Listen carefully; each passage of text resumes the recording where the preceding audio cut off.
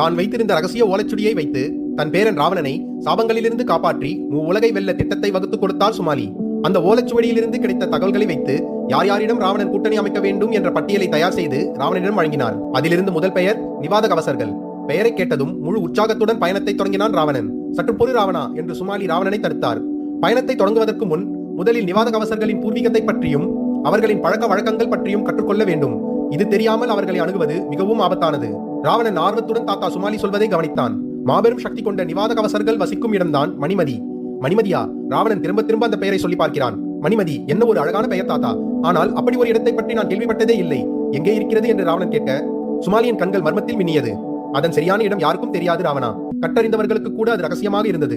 ஆனால் நான் சேகரித்து வைத்த பழங்கால குறிப்புகளில் மணிமதியை தெற்கு கடலுக்குள் ஆழமாக ஒளித்து வைத்திருக்கும் தடயங்களை நான் கண்டுபிடித்துள்ளேன். அதையெல்லாம் வைத்து நீதான் ராவணா அந்த இடத்தை கண்டுபிடிக்க வேண்டும் என்று மேலும் மணிமதியின் கதையை தொடர்கிறார் சுமாலி.